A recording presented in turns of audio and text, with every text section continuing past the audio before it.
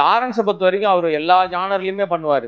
நல்லா டான்ஸ் ஆடுவார், நல்லா விரட்டுவார், பயமுறுத்துவார், எல்லா விஷயங்கள் பண்ணாலும் இதில் அவருடைய அந்த பொசிஷனை விட எஸ்.ஏ. சூர்யாவுக்கு தான் நிறைய ஸ்கோப் இருக்கிற மாதிரி ஒரு விஷயம் ஓடுது. ஃபர்ஸ்ட் ஹாஃப் வரைக்கும் நமக்கு புரிப்படவே இல்லை, எந்த இலக்கு இல்லாமல் ஓடிட்டு இருக்க மாதிரி, பிரேக் பிடிக்காத சைக்கிள் மாதிரி ஓடிட்டு இருக்கு. அப்புறம் செகண்ட் ஹாஃப் வந்த பிறகு தான் ஓ இதுதான் கதையா, ஓ இந்த கதைக்குள்ள தான் நம்ம டிராவல் ஆக போறோமா அப்படின்ற மாதிரி ஒரு விஷயம் போயிட்டு இருக்கு. மலைவாழ் மக்களுடைய பிரச்சனை இருக்குல்ல, அந்த அவங்களெல்லாம் காலி பண்றதுக்கு, பழங்குடியினர் மலைவாழ் மக்களை காலி பண்றதுக்கு அரசியல்வாதிகளாம் சதி பண்ணுவானுங்கல்ல, இந்த மாதிரி கதைகள் ஊர்பட்ட கதை பார்த்துட்டோம் நம்ம. இதுவும் வந்து ஆரத பலஸ் கதை தான். கருப்பா இருக்கிறவன் ஜெயிக்கவே முடியாதா அப்படின்றது இருக்குல்ல, ஜெயிக்க முடியும் அப்படின்றத சொல்றாங்க. ஏன்னா ரஜினிகாந்த் அப்படி வந்துதான் ஜெயிச்சவர். கோயில்கள் கொள்ளையர்கள் கூடாரமா மாறிடக்கூடாதுன்னு எத்தனையோ ஆண்டுகளுக்கு முன்னாடி கருணாநிதி அவர்கள் எழுதின வசனம் இன்னைக்கும் பொருந்தது. ஹீரோக்காக இயக்குநர்கள் ஈல்டானாங்கன்னா, தன்னோட ஷேப்பை மாத்திக்கிட்டாங்க அப்படின்னா நிச்சயமா நல்ல படைப்பே வராது.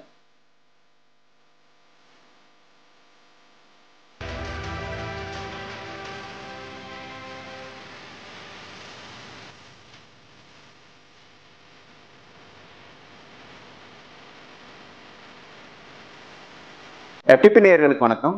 இன்று நம்முடன் சினிமா பத்திரிகையாளர் திரு கோடங்கி அப்ரஹாம் நம்மளோட நினைச்சிருக்காரு. வணக்கம் சார். வணக்கம் சார். இப்போ ஜிகர்தண்டா XX நிறைய பேர் படம் பார்த்துட்டு நல்ல பாசிட்டிவான கருத்து சொல்லிட்டு இருக்காரு. வழக்கமாக எஸ்ஜே சூர்யா தான் இந்த மாதிரி கதைகளை ஸ்கோர் பண்ணார். இப்போ ராகவா லாரன்ஸையும் நடிப்பு நிறைய பேர் பாராட்டியிருக்காங்க. ஸோ அந்த படம் எப்படி சார்? அந்த படம் உண்மையிலேயே கார்த்திக் சுப்புராஜோட இயக்கத்தில் வந்து ஒரு படம் வந்திருக்கு. ஏற்கனவே ஜிகர்தண்டா நம்ம சக்சஸ்ஃபுல் ஃபிலிம் தான். அது ஒரு சினிமாவுக்குள்ள ஒரு சினிமாவை சொல்லி அதுல சக்சஸ் படங்கள் வந்து ரொம்ப ரேர். பெருசா சினிமாவுக்குள்ள சினிமா எடுக்கிற படங்கள் ஓடுறதே கிடையாது. தமிழ் சினிமாவுடைய சாபக்கேடு. நிறைய படங்கள் அப்படி நம்ம சொல்ல முடியும். உதாரணத்துக்கு எவ்வளவு படங்கள் அப்படி வந்திருக்கு, வந்த விதத்துல காணா போயிருக்கு. ஜிகர்தண்டால அப்படி ஒரு விஷயத்த வச்சு ஏதோ ஒரு விஷயம் பண்ணாரு. அதோட சீக்குவலா இந்த கதையை கொண்டு வந்திருக்காரு. இதுல ரெண்டு பேர்லயுமே வந்து நான் போட்டியா நீ போட்டியான்ற மாதிரி ரெண்டு பேருமே ஈக்குவலா ஃபைட் பண்ணிருக்காங்க. ஃபைட் மீன்ஸ் எப்படின்னா நடிப்புல அதுல வந்து ஸ்கோர் அதிகமா எடுக்கிறது வந்து உங்களுக்கு எஸ்.ஜே. சூர்யா தான். அவர் வந்து லாரன்ஸை பொறுத்த வரைக்கும் அவர் எல்லா ஜானர்லையுமே பண்ணுவார். நல்லா டான்ஸ் ஆடுவார், நல்லா விரட்டுவார், பயமுறுத்துவார், எல்லா விஷயங்கள் பண்ணாலும் இதுல அவருடைய அந்த பொசிஷனை விட எஸ்.ஏ. சூர்யாவுக்கு தான் நிறைய ஸ்கோப் இருக்கிற மாதிரி ஒரு விஷயம் ஓடுது.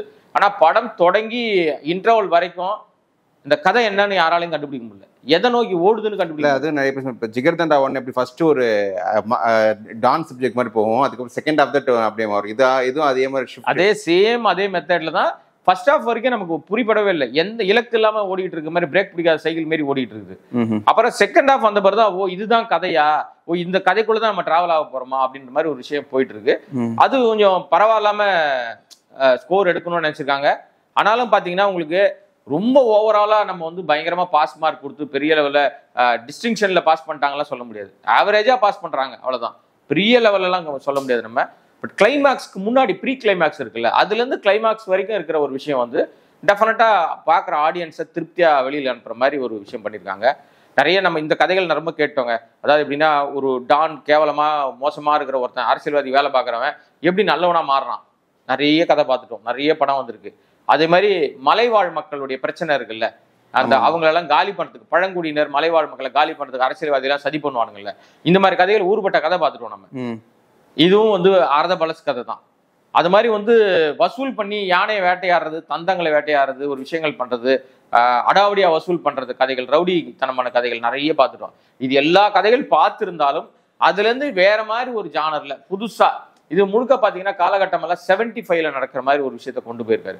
75 காலகட்டம் போது ஒரு அரசியலும் அதுக்குள்ள இருக்குது. ஒரு அரசியலும் ரொம்ப அழகா அதுல வந்து உள்ள கொண்டு வந்திருக்காரு. ஒரு லேடி பெண் அரசியல்வாதியை காமிக்கிறாரு.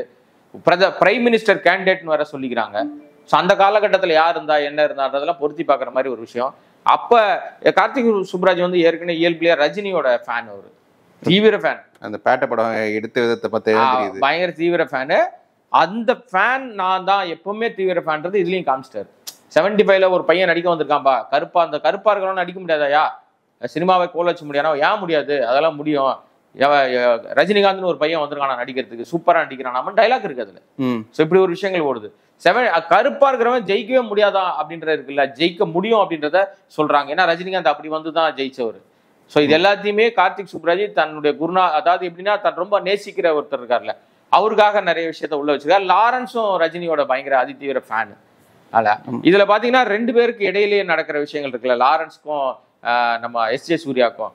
இல்ல லாரன்ஸ் வந்து ஒரு புது கெட்டப்பு. ஆனா அந்த சில நேரங்கள்ல அதை பார்க்கும்போது நமக்கு வந்து இந்த இரும்பு கோட்டை முரட்டு சிங்கம் வந்துச்சுல்ல, இந்த கெட்டப்ல இருக்கிற மாதிரியே ஒரு ஃபீல் இருக்கு. ஓகே. ஸோ மற்றபடி வந்து உங்களுக்கு வந்து லாரன்ஸோட ஆக்டிங் எல்லாம் புதுசா இருந்துச்சு. ஓவர் ஆக்டிங் இல்ல, ஓரளவுக்கு பரவாயில்ல. கிளைமேக்ஸ்ல ரொம்பவே நெகிழ வைக்கிறாரு பல விஷயங்கள்ல. ஆனால் கடைசியா இந்த படம் சொல்ல இருக்கிற ஒரு முக்கியமான விஷயம் என்னன்னா, எந்த ஒரு திரைப்படமும் ஒரு வரலாறு. திரைப்படங்கள் மூலமா சமூகத்துல மிகப்பெரிய தாக்கத்தை, மாற்றத்தை, ஒரு பெரிய ஷாக்க, புரட்சியை ஏற்படுத்த முடியும்னா சினிமா மூலமா பண்ண முடியும். நம்ம பண்ணியிருக்கோம் அந்த மாதிரி. ஒரு பராசக்தியில காட்டாத ஒரு மிகப்பெரிய புரட்சி. இன்னைக்கு வரைக்கும் பராசக்தி வந்து பெரிய தாக்கத்தை ஏற்படுத்துது. பராசக்தி பார்த்தா இன்னைக்கு நடக்கிற விஷயங்களும் அன்னைக்கு பொருந்தி போகுது. கோயில்கள் கொள்ளையர்கள் கூடாரமா மாறிடக்கூடாதுன்னு எத்தனையோ ஆண்டுகளுக்கு முன்னாடி கருணாநிதி அவர்கள் எழுதின வசனம் இன்னைக்கும் பொருந்துது. ஸோ அந்த மாதிரி சினிமா வந்து மிகப்பெரிய தாக்கத்தை ஏற்படுத்தும், சமகாலத்திலையும் அது ஏற்படுத்தும் அப்படின்றத அழுத்தமா அந்த படம் வந்து பதிவு பண்ணுது. கிளைமேக்ஸ்ல என்ன நடக்குதுன்றதை நம்ம சொல்ல வேண்டியதில்லை, படம் பார்த்து தெரிஞ்சுக்கிட்டோம். அந்த படம் ஒரு சினிமாவுக்குள்ள சினிமா எடுத்து அது ஒரு சக்சஸ்ஃபுல் ஃபிலிமா மாத்துறதுன்றது மிகப்பெரிய ஒரு சேலஞ்சிங்கான ஒரு விஷயம். அதுல கார்த்திக் சுப்பராஜ் வந்து ஸ்கோர் பண்ணியிருக்காரு. 100% இந்த படத்தினுடைய வெற்றிக்கு வந்து சந்தோஷ் நாராயண இசை தான். என்னதான் மேக்கிங் இருந்தாலும் உங்களுக்கு தேவையான அளவுக்கு அந்த மலைவாழ் மக்களோடு இருக்கிற அந்த கிராமிய விஷயங்களோட இருக்கிற பாரம்பரியமான இசையும், அதற்கு தேவையான அளவு கொடுக்க வேண்டிய ஒரு பேக்ரவுண்ட் மியூசிக்கும், இதெல்லாம் கொடுத்தாதான் ஒரு படம் வந்து ஃபுல்ஃபில்லா நிற்கும். படம் பார்க்குற ஆடியன்ஸை நீங்க கதைக்குள்ள டிராவல் பண்ணி கூட்டு போனோம்ல, ஓகே, அது ஒரு பக்கம் இசை எங்கேயோ அடிச்சுன்னு கிடக்கும், இன்னொரு பக்கம் இவங்க ஏதாவது டயலாக் பேசியிருந்தானு வச்சுங்க, உங்களுக்கு புரியாது. இது வந்து எல்லாத்தையும் அளவா கொண்டு போறதுனால பெரிய கதையினுடைய நாயகனா 2 பேர் இருந்தா கூட கதாநாயகன் வந்து சந்தோஷ் சுப்ரமணியன் தான் இந்த படத்தை பொறுத்த வரைக்கும். ஓகே சார், இதுல எனக்கு பர்சனல் ராகவா லாரன்ஸோட நடிப்பு பார்த்துச்சுங்களேன். அவர் தன்னை ரஜினி ரசிகராக இருக்கிறது பரவாயில்ல, தன்னை ரஜினியாவே நடிச்சுட்டு சில விஷயங்கள் செஞ்சுட்டு இருந்தாரு. இப்போ சந்திரமுகி டூலாம் பார்க்கும்போது அது ரொம்ப ஒரு அன்ஆப்டா இருந்துச்சு. அது அது என்ன காரணம்னா, அதீத அன்பு ஜாஸ்தியாகுது. 2வது வந்து நம்ம ரசிகர்கள் எல்லாருமே நம்ம என்ன பண்ணாலும் ஏத்துப்பாங்கன்னு ஒரு மனநிலை இருக்கும்ல. லாரன்ஸை பொறுத்த வரைக்கும் உண்மையிலே அவர் வந்து அவருக்கு ஒரு ஆடியன்ஸ் செட்டப் பண்ணி வச்சுட்டாரு.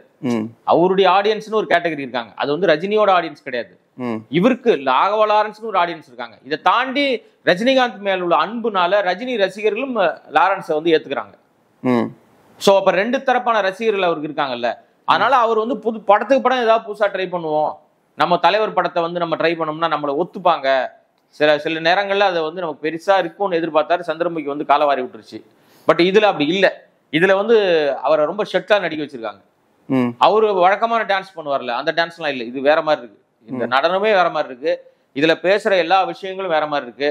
ராகவா லாரன்ஸை கொஞ்சம் கார்த்திக் சுப்ராஜ் வந்து கொஞ்சம் அழகா தான் ஹேண்டில் பண்ணியிருக்காரு. கரெக்டா தேவையில்லாம அன்வான்டா நடிக்க விடாம அளவா நடிக்க வச்சு. எஸ்.ஜே. சூர்யாவே ஷர்ட்ல தான் நடிக்க வச்சிருக்காருங்க. யூஸ்வலா அவர் தான் மிரட்டுவார் பயங்கரமா. அவர் ஃப்ரேம்ல இருந்தாலே பயங்கரமா. மாநாடெல்லாம் பாத்தீங்களா எப்படி இருக்கும் பாருங்க. மாநாடு பார்க்கலாம். மார்க் ஆண்டனி அதெல்லாம் பயங்கர மிரட்டி இருக்காரு. அந்த மாதிரி எல்லாம் இதுல இல்லாம, ஆனா அதே நேரத்துல அவருக்கான ஸ்கோப் எங்கேயும் மிஸ் ஆகவே இல்லை. அவர் தான் இந்த படத்தோட வந்து கதையில இயக்குனரா இருக்காரு, சினிமா இயக்குனரா. பேசிக்கா ஒரு போலீஸ் ஆகணும், எஸ்ஐ ஆகணும்ன்றதுக்காகவே ஏதோ ஒரு சந்தர்ப்ப சூழ்நிலை சிக்கிடுவாரு. ஆமா, ஒரு சிக்கிடுவாரு. நீங்க கொலை பண்ணணும்னு நீங்க இவனை காலி பண்ணா உனக்கான அந்த போஸ்டிங் கிடைக்கும்ன்றதுனால அதுக்காக வருவார். ஸோ அந்த வகையில பாத்தீங்கன்னா உங்களுக்கு வந்து ரொம்ப ஷட்லா எல்லாரையும் அளவா பயன்படுத்தியிருக்காங்க. கதையும் வந்து உங்களுக்கு ரொம்ப சாதாரண கதை தான். இந்த தீபாவளியை பொறுத்த வரைக்கும் பாத்தீங்கன்னா வந்த படத்துல ஜிகர்தண்டா வந்து பாஸ் மார்க் தான்.